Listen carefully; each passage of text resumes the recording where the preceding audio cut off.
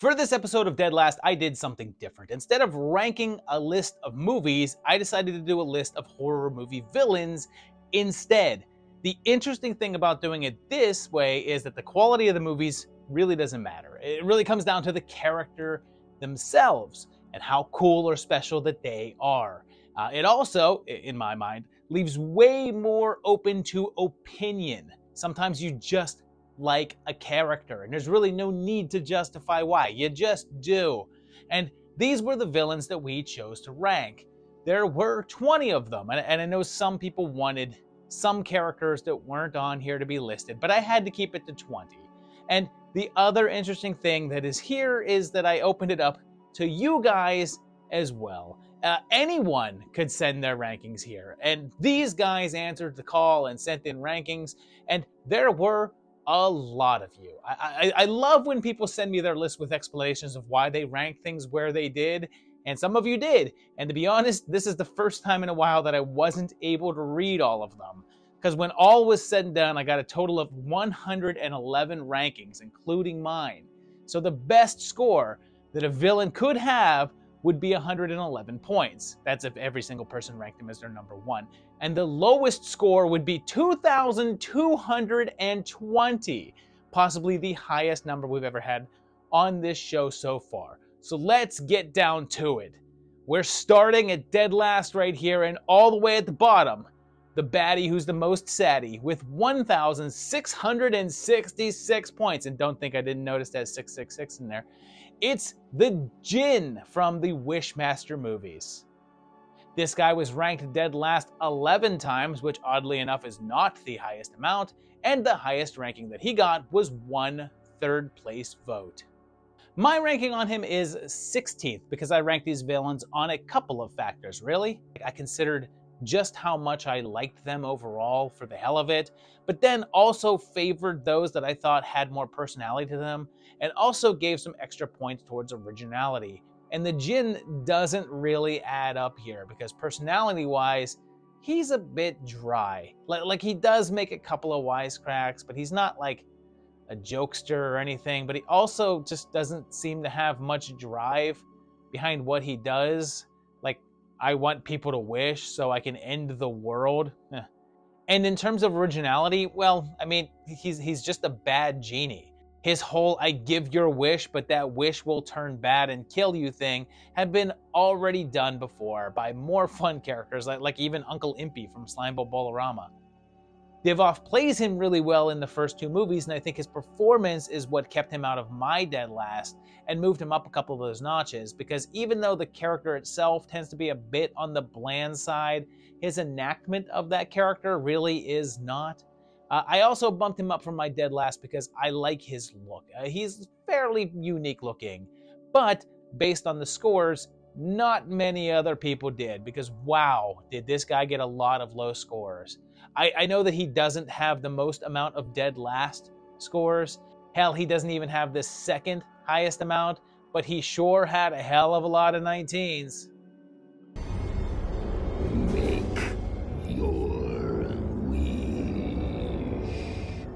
Speaking of 19, our second to dead last villain here was pretty close, and only 8 points separated them. And honestly, for the majority of the time, this guy was in dead last. And it wasn't until the final 2 days that he snuck into this position. And with 1,658 points, it's Victor Crowley from the Hatchet movies.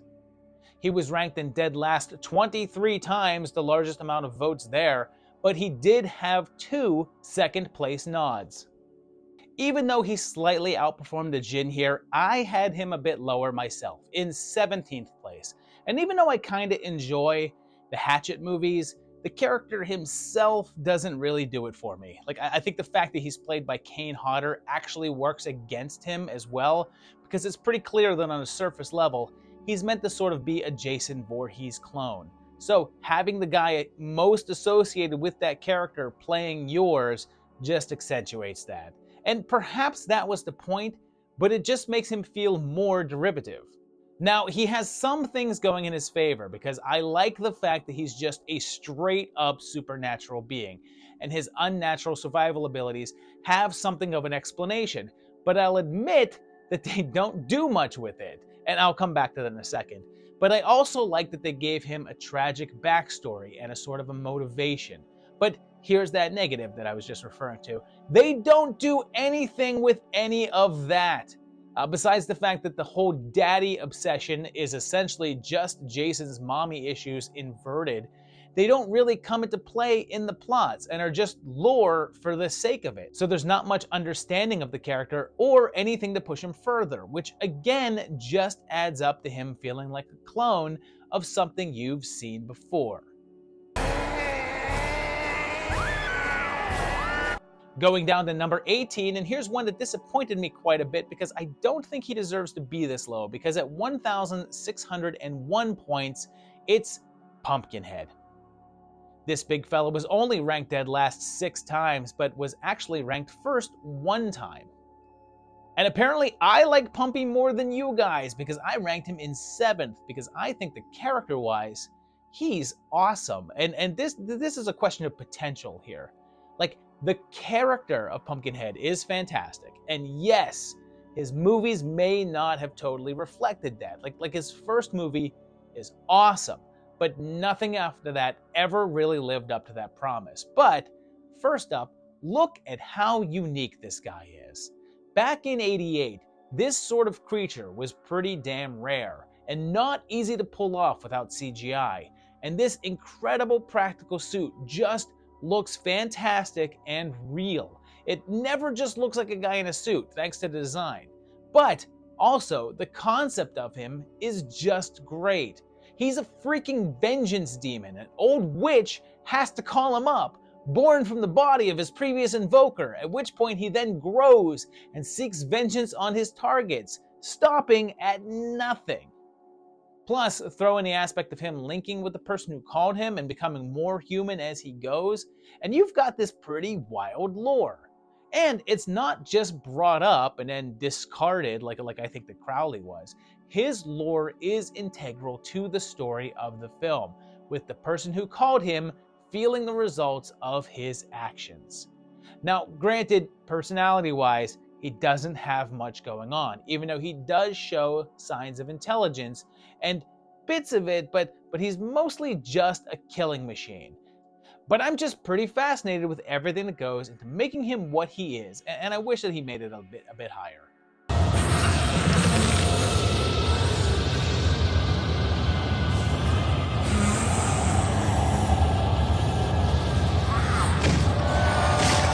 Still pretty low on the list here as we drop down to our number 17 villain with 1,589 points, and it's our only female candidate, and it's either Sadako or Samara, depending upon which version of her you prefer.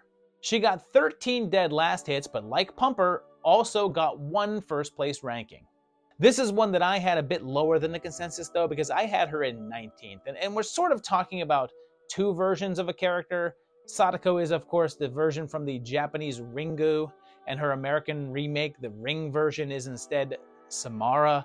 And here's the thing, I love both versions of those movies. Like, either one is an excellent horror film, and The Ring is one of the few American versions of an international horror that I think works well.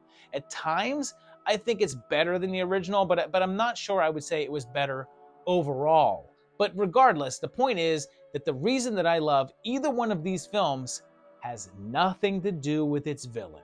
In terms of originality, she's literally just another ghost girl with long dark hair in her face and a white dress. And let's face it, if someone says to you that they like that J-horror film with the ghost girl with the long dark hair in her face and a white dress, you may think about The Ring, but there's like 6 other movies you might go to instead. That description is probably around a dozen different movies, several of which even got US remakes. Plus, she doesn't really have a distinct personality. Her ghost form doesn't talk or really communicate, and even when we see her as human, it's not like she has a ton of identifiable traits. Like we don't even know how she kills people. We just see the aftermath. So who even knows if her method of murder is interesting?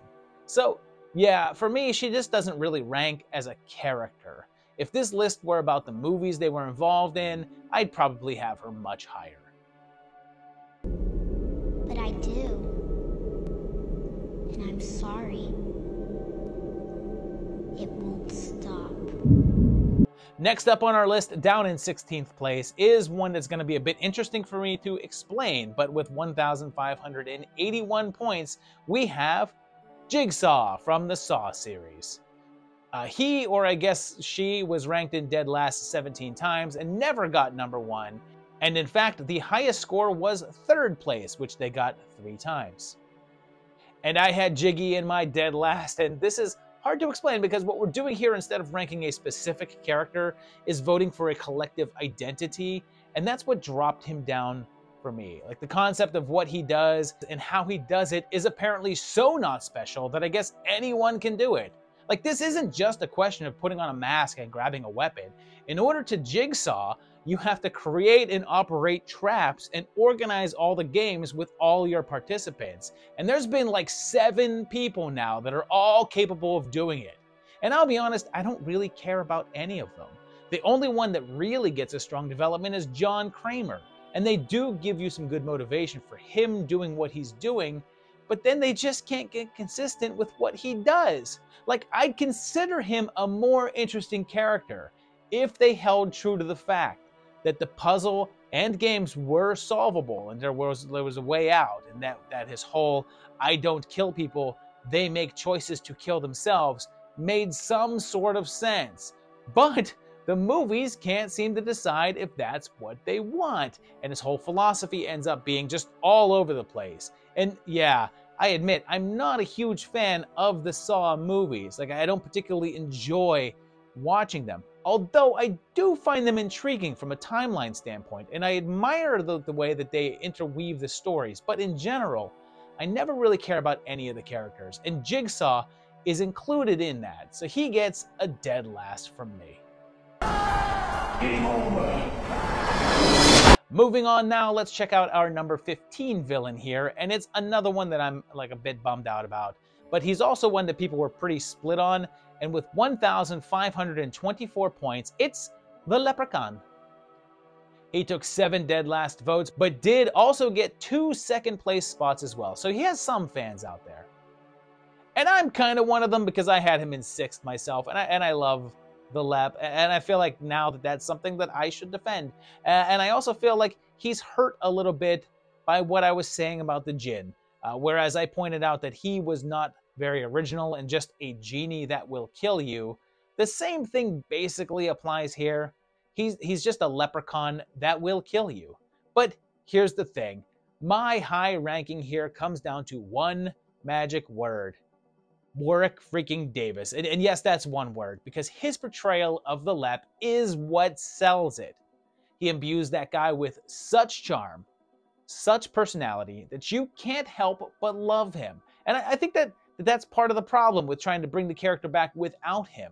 And that's that he's so integral to the guy that no one else pulls it off. And that's because even though these movies have always been considered lower tier and almost made fun of by the horror community, Davis still strolled on set every single time and gave it everything he had. He didn't treat it like a joke character and went in and gave a top-notch performance. And because of that, the Leprechaun felt like a well-rounded villain.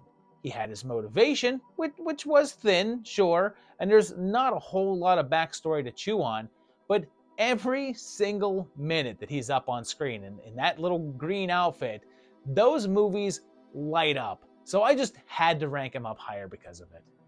Ashes, we all fall down. Let's go on to our number 14 villain, although I guess that word may not completely apply here, but yeah, kinda. And at 1,273 points is Frankenstein's monster, or Frankenstein, or just the monster.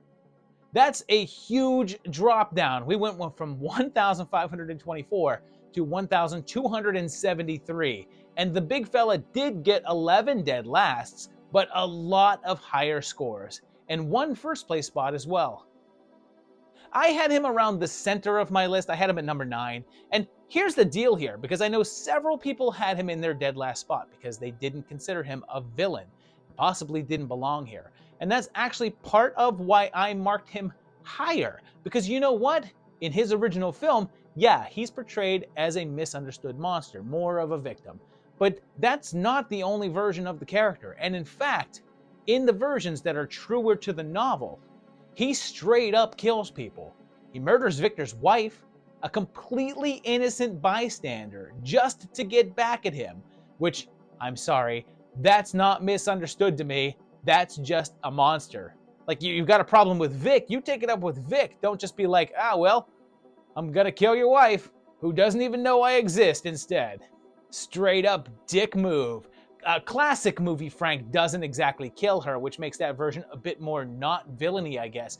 But he still tries. But that's in his favor for me. His character and the way that he's portrayed make you on his side, to the point that he's just killing people on purpose for no reason. But we still sympathize with him and are like, aw, he's just misunderstood.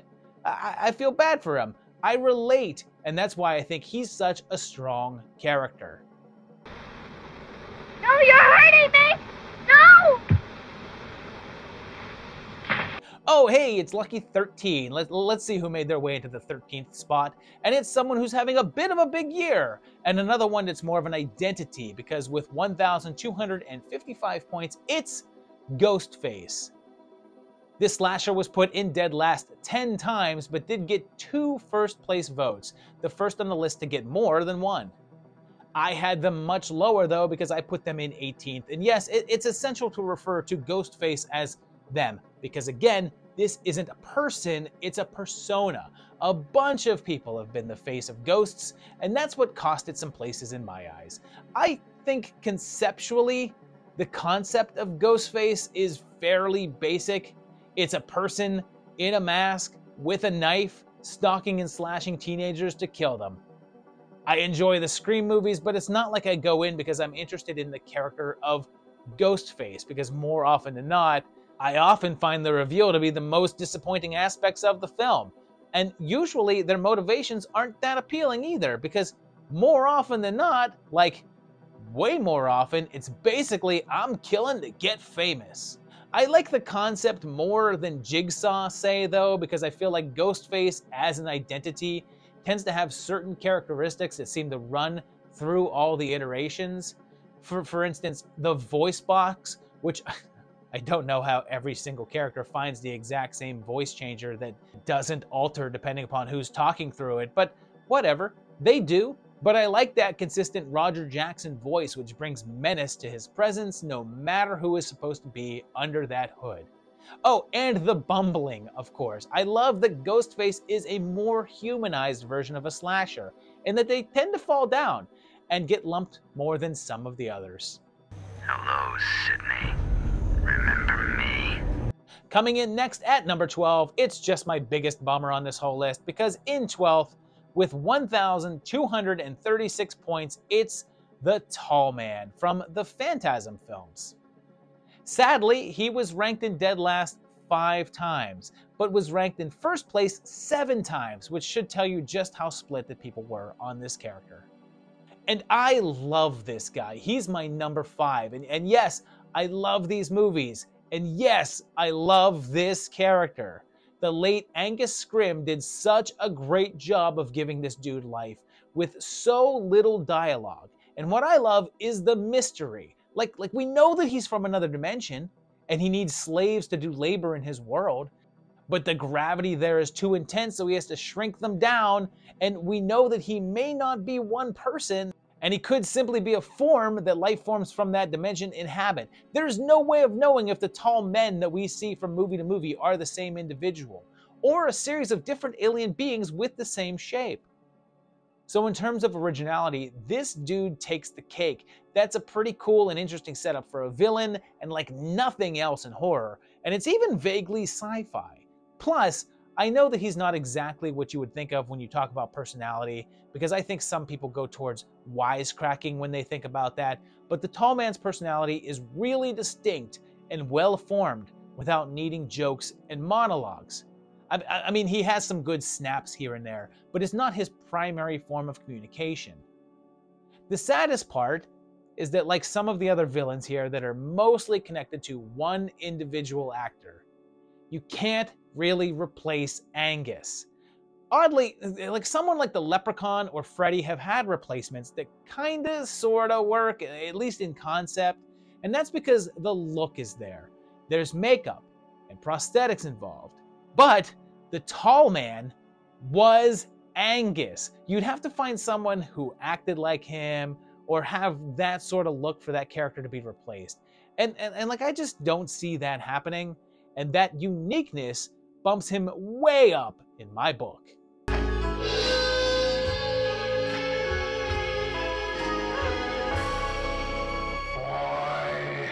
Here comes number 11, and I'll admit that I was pretty surprised with how far he made it up. And with 1,171 points, it's good old-fashioned Norman Bates. He didn't get any dead last votes, the first on the entire list to do so, but he did get 6 19th place votes, so he came close. He also managed to get 1 first place vote as well.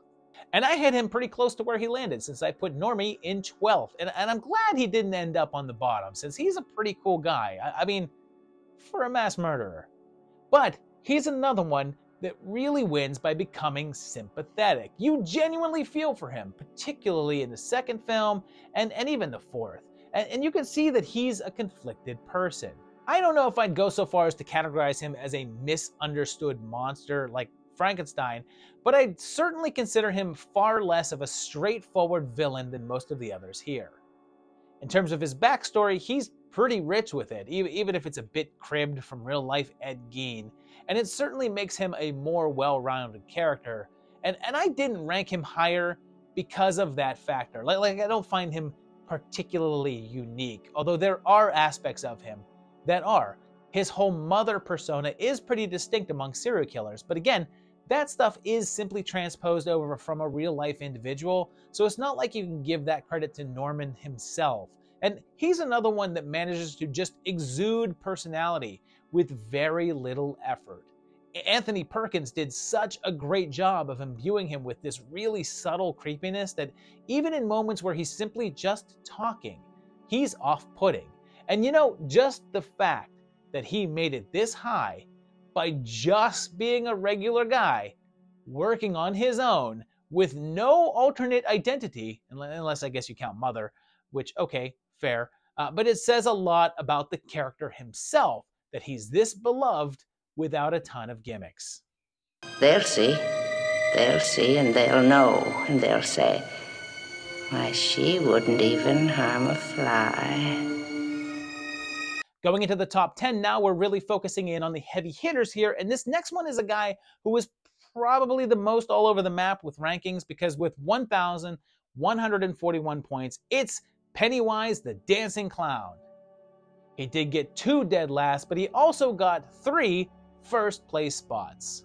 And I had him a bit further down in 15th place, and I tell you what, if we were talking about the book version of Pennywise, I'd have had him higher. But also, I hate to say it, but there's really not much that appeals to me less than the concept of spooky clown. And honestly, if this were solely based on the remake version, I may have had him in dead last, because I think conceptually that one just didn't work. The Curry version is pretty great though, in terms of performance and personality, and that's what made me pop it up a few places.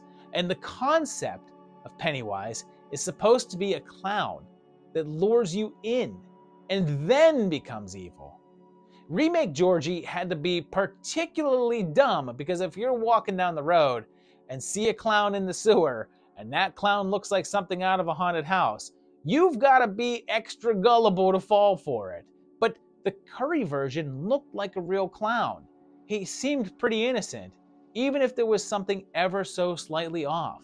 Like, I don't think that either film version adequately nailed the character though, and if I had never read the book, I think I would have been even less impressed.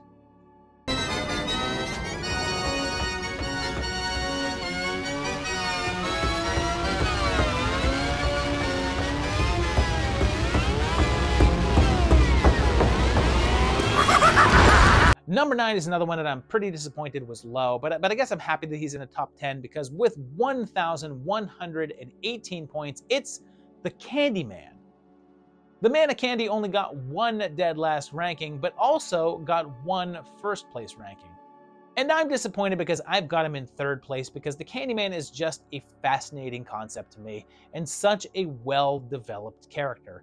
The coolest part here is that he's essentially just a story, and the reason why he's even menacing people to begin with is because his story keeps getting told, and his persona changes on how it's told.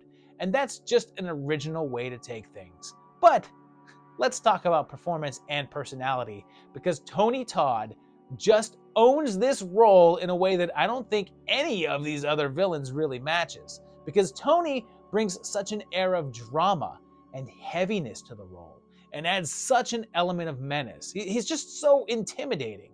But then again, and this is the key part, the dude just exudes sexiness. There's really not many on this list that can say that, maybe one other one, but hand this list to pretty much anyone and say which of these characters would you want to sleep with, and Candyman is on there, guaranteed. Like when he's in there saying, "Be my victim," probably around 80% of the people watching are like, okay. That alone took him up a handful of notches on my roster, but he also plays into that whole misunderstood monster category a bit, because he's clearly a villain, but when you get into his whole story and background, you're like, yeah, I might be killing people too. Be my victim. 7th and 8th place was one of our closest races because only 3 points separated them, but our number 8 eventually went to the person with 1,057 points, and that's Leatherface. Old Bubba did get 1 dead last ranking, but took 3 first place spots as well, so he's got a little love. And I've got him in 13th, and this is something I'm going to say a few times coming up here, and that's the fact that there's really no consistency to his character. It's hard to really peg him down as a favorite character when they're constantly redefining that character, and it's hard to figure out what his personality even is. Besides that, the general idea of the guy is interesting enough, but again, like Norman Bates, the coolest part of his background are simply lifted from a real-life guy. And there's definitely some interesting stuff in his backstory, but again, some of that can be attributed more to the whole family dynamic more than Leatherface himself as an individual character. Like, I'm not the biggest Texas Chainsaw series fan in general, but I love the first 2, and in those films, Bubba's not even the most interesting character there. There's definitely cool nuggets in there that I feel like if they were explored, might make him stand out a little bit more, but on his own, as he stands, he just doesn't really do it for me.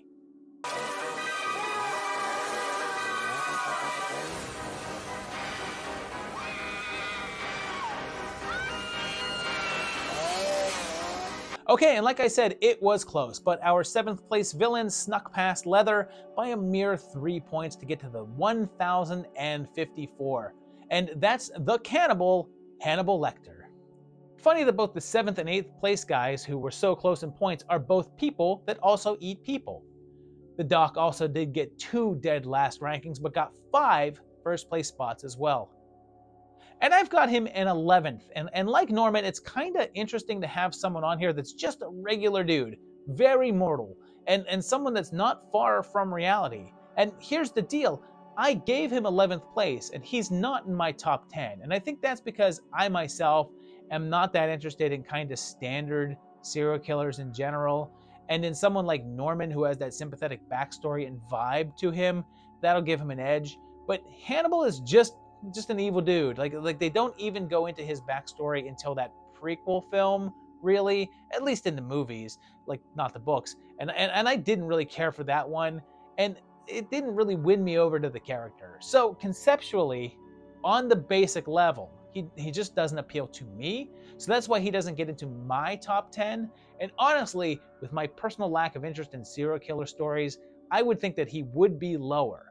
But Hannibal gets a lot of points on one thing, and that's performances with an S. He's been played now by several people, and honestly, almost every single one of them knocked it out of the park.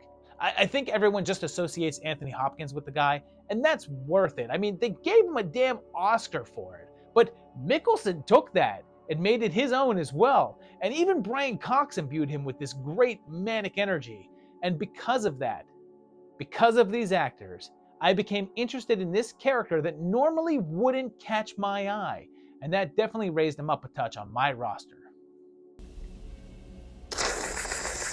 Moving on now to our 6th place spot, and we start to get into our lower scores here. And this is our first entry with less than 1,000 points, and he has 923. And it's the king of the vampires, Dracula. He also never got a dead last, and keep in mind, we're on number 6 here, and only 2 people didn't get a single dead last vote, and it's Drac and Norman. But our guy here did get 5 18th place spots, but he's also got 9 first place rankings, the largest amount so far. And oh man, I gave him 10th because how to categorize Dracula? He's been done in so many ways, so many times that it's hard to nail him down as an individual.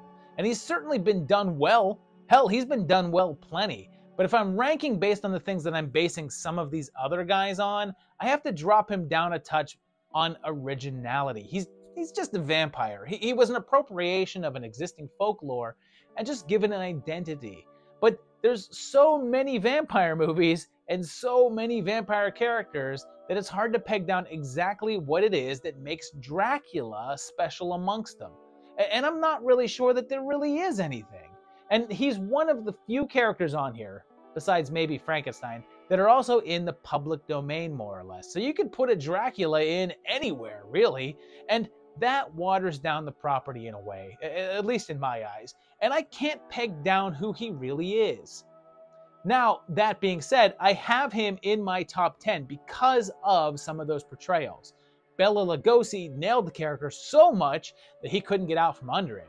And that performance shaped how we saw vampires and made them all sound like these. Listen to them.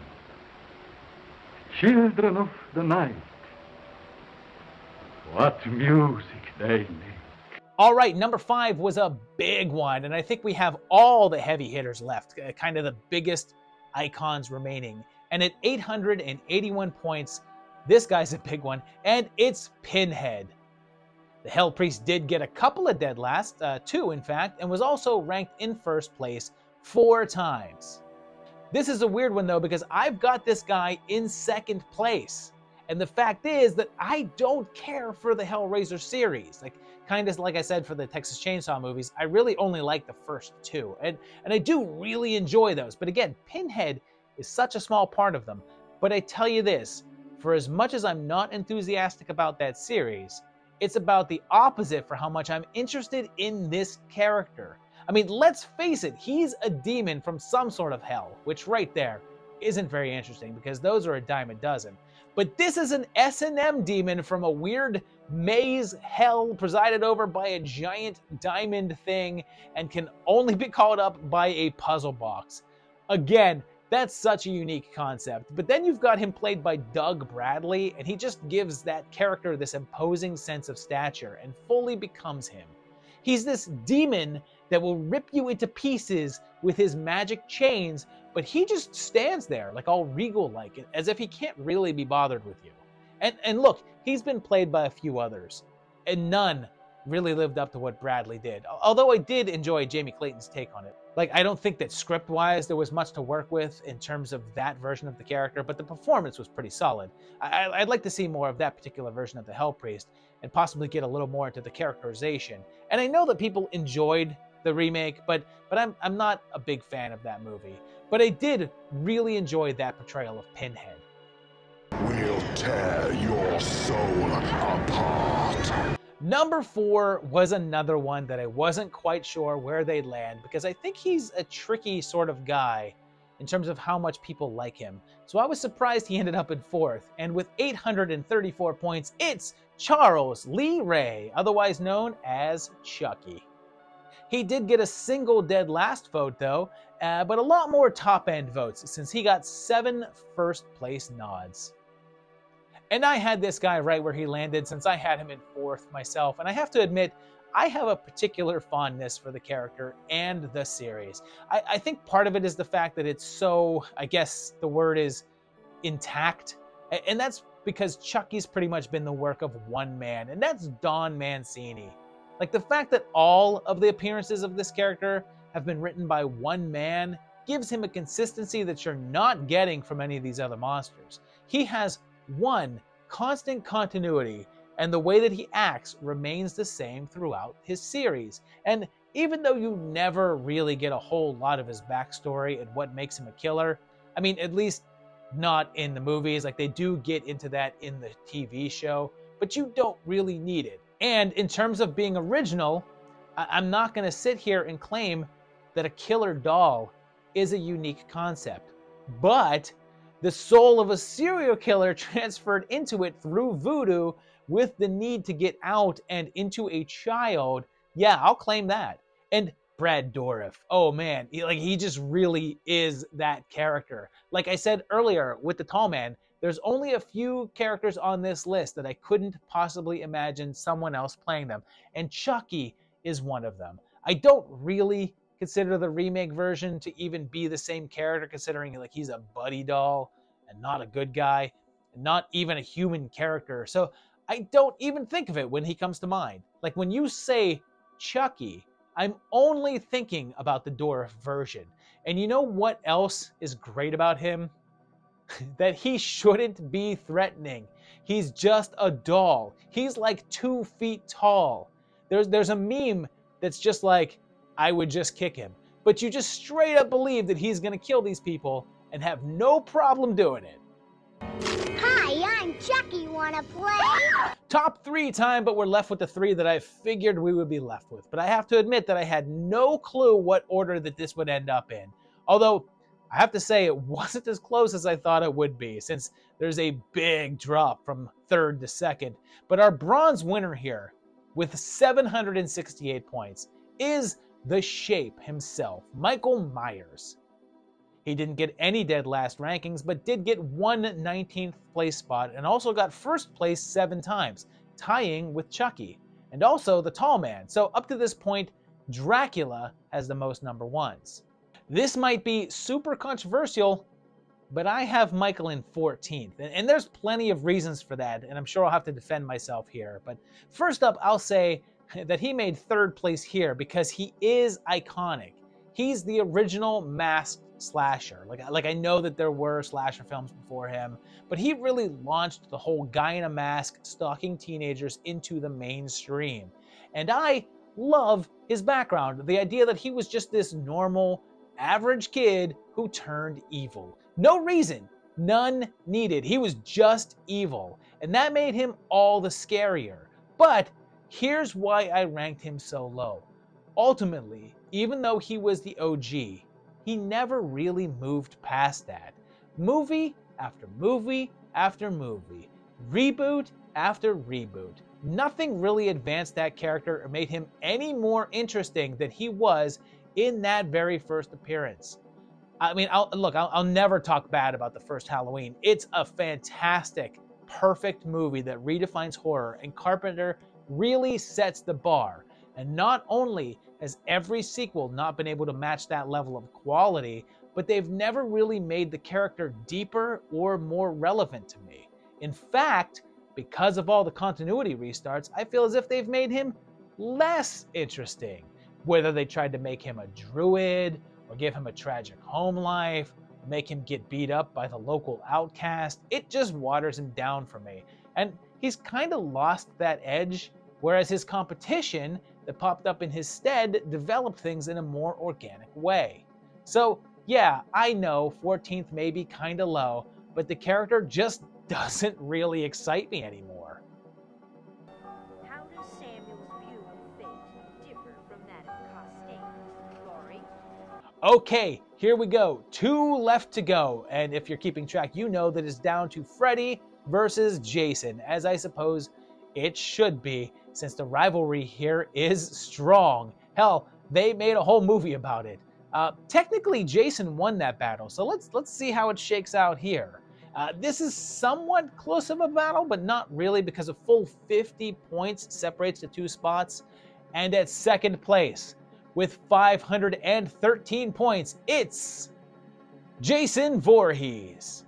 Once again, he didn't get any dead last rankings, but he did get one 16th place spot, his lowest score, and got first place a full 32 times.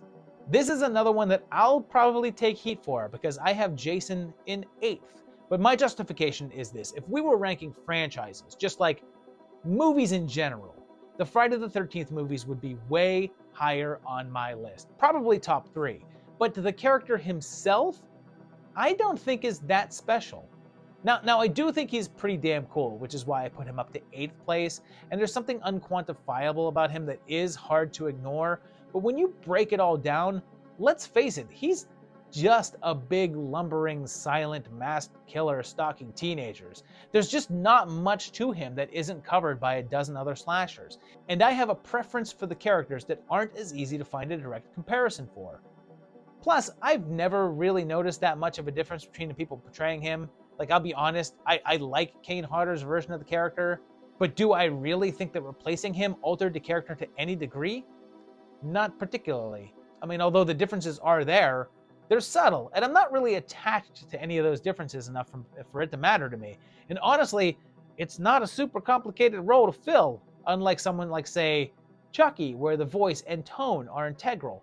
But even with all of that, even with the all-over-the-place aspects of the series and the character at times, there's just something about him that I do really enjoy. I mean, there has to be that je ne sais quoi for him to still be in people's minds after all this time. And whatever that thing is, I'm not immune to it. And that just leaves our number 1, the top of the heap, the baddest bad guy here, and at 463 points, all that's left is the Dream Master, Freddy Krueger. Just like Jason, he got one 16th place vote, so their low point was the same, but check this out. Freddy only got first place 27 times as opposed to Jason's 32, but his overall score was better. And he's actually my number 1 as well, and yeah, I think this is a well-deserved, because I don't think that there's a bigger icon in all of horror than Freddy freaking Krueger. Just think about how improbable that this is. He's a damn child killer or molester or whatever they wanted to go with, and somehow he managed to reach the point that they were making action figures of him and giving him TV shows and 1-900 numbers. It's kind of hard to explain just how big that Freddy was back in the late 80s and early 90s and how prevalent in the culture that he became. And it's not just one thing. You can't just say, oh, it's because of Robert Englund, although he was a big damn part of it. His interpretation of that character was essential to what people liked about him. He made him scary and likable at the same time. And I don't mean likable in a, oh, he's actually a good guy kind of way, because I already mentioned child molester. He gave the character a charm that you knew how evil he was, but you relished seeing him be that way. And they didn't even have to stoop down to the whole, let's make all these teen victims terrible people so we can just cheer on the villain.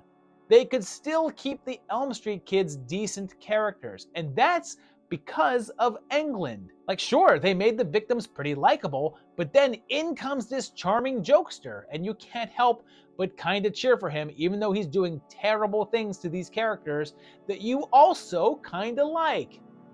But it's not just Englund, it's also the originality and the lore. This guy who was found out by the town managed to evade justice, so the people took the law into their own hands, and this is his long game revenge. And that revenge consists of killing their offspring in their dreams? Like, that's a pretty damn unique backdrop to set all this in, and they managed to add to that in the later films. Like, the addition of the whole bastard son of 100 maniacs brought this whole new wrinkle to him, and again, certainly brought, if not an element of sympathy, at least a point of reference for how he became what he did. And what he became was the #1 horror villain. Please, God. This is God. So there you have it. 20 villains ranked by 111 people. So if you disagree with this list, well, you had your chance to make your voice heard and help change it. But yeah, let's take a look. And this is easily the most subjective list that we've ever had on this show. So it's kind of hard for me to argue with where anything landed. Like, there's just certain characters that I myself enjoy more than other people, but that's all good. So how did the final ranking compare to yours? Let us know down below in the comments. I want to hear, where you had it when you sent it in, or if you didn't have a chance to send it in, let me know that as well too. If you enjoyed this video, please hit the like button. Please consider subscribing to the channel as well, and check out my Patreon page, patreon.com/movietimelines. Like, if you enjoyed sending in your rankings, patrons get to do it every single month. They get to vote on different movies and concepts every single month for as low as $1 a month, which is pretty easy to support. Yeah, but otherwise, just keep on coming back and watching these videos, and I'll see you very shortly for another great one. Thanks a lot, guys, and bye-bye.